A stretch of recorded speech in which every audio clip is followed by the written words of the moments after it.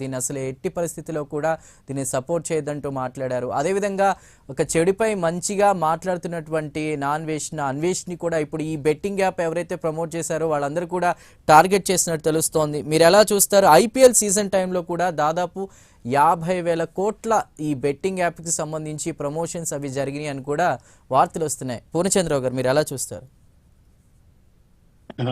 Thank you అండి for inviting me for the debate.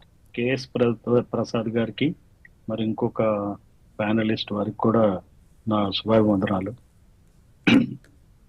బేసికల్ గా మనకి సెలబ్రిటీ స్టేటస్ అనేది ఒక పెద్ద పాయింట్ అండి. ఇందులో ఈ సెలబ్రిటీ స్టేటస్ ఏంటంటే ఏదో ఒక సినిమాలో లేకపోతే ఒక టీవీ ప్రోగ్రాంలో పాపులర్ కాగానే ఆ సెలబ్రిటీ అయిపోతాడు.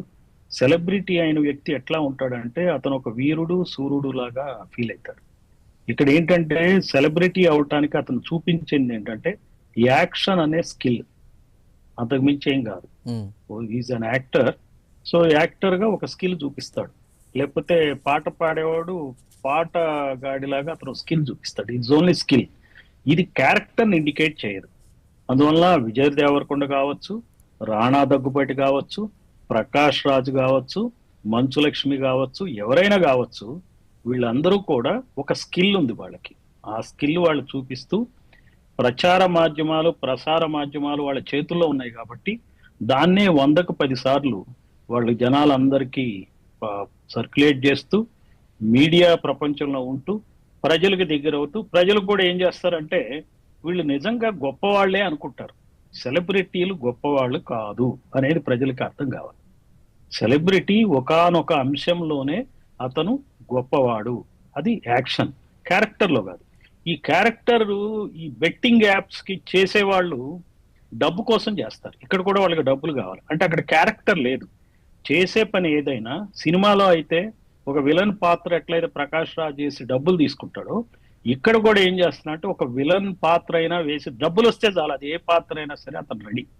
అతను ఎన్ని సిద్ధాంతాలు చెప్పినా, లెఫ్టిస్ట్ ఓరియంటెడ్ గా మాట్లాడినా ప్రకాష్ రాజు, మరి హిందుత్వానికి వ్యతిరేకంగా మాట్లాడినా, ఈ చేసే పని ఏంటి చెప్పండి? దిక్కుమాలని వస్తే చాలు. సినిమాల్లో కాదు, టీవీల్లో కాదు, బెట్టింగ్ యాప్ల్లో కాదు, యాడ్ ఫిల్మ్స్ లో కాదు, ఏదైనా కానీ వీళ్ళు యాక్ట్ చేయాలి.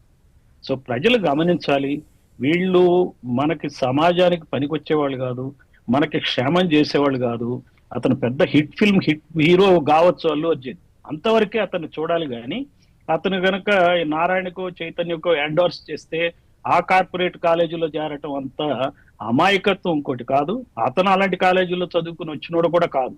ఇది దృష్టిలో పెట్టుకోవాలి. ఈ సెలబ్రిటీ స్టేటస్ ని మనం డీమిస్టిఫై చేయాల్సిన అవసరం ఉంది. మీరు లక్కీగా ప్రైమ్ నైన్ చాలా మంచి కార్యక్రమం చేపట్టింది. ఈ దృష్టితో దీన్ని కొనసాగిస్తుంది.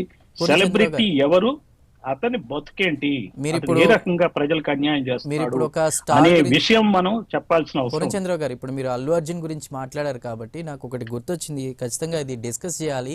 ఇన్ఫ్లుయెన్స్ అనేది ఎంత ప్రభావం చూపిస్తుందంటే సొసైటీలో, ఈ మధ్య ఎగ్జామ్స్లో ఆ సినిమాలోని డైలాగ్ కూడా ఏది దమ్ముంటే పట్టుకోర షీకావత్తు, పట్టుకుంటే వదిలేస్తా బుక్లెట్ అంటూ కూడా ఒక స్టూడెంట్ రాస్తున్న సందర్భం, ఎంత ఇన్ఫ్లుయెన్స్ అవుతున్నారు అనేది తెలుస్తుంది. దానిపై మీరేం మాట్లాడతారు? అంటే ఇక్కడ ఒక స్టార్ని, అంటే సినిమాల్లో పవన్ కళ్యాణ్ గారిని ఎగ్జాంపుల్గా ఎందుకు తీసుకోవట్లేదు?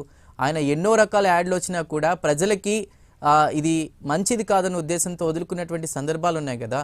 ఎవరైతే సమాజానికి హానికరంగా చేస్తున్నారో వాళ్ళు అన్ని రంగాల్లో, జ్యుడిషియరీలో ఉన్నవాళ్ళు, బార్లో అడ్వకేట్స్ గా ఉన్నవాళ్ళు, అలానే మేధావులు, మరి పత్రికలు టీవీ ఛానల్లో పనిచేసే వ్యక్తులు, వీళ్ళంతా కుమ్మక్కై ఇటువంటి వర్గాల్ని వాళ్ళు ప్రొటెక్ట్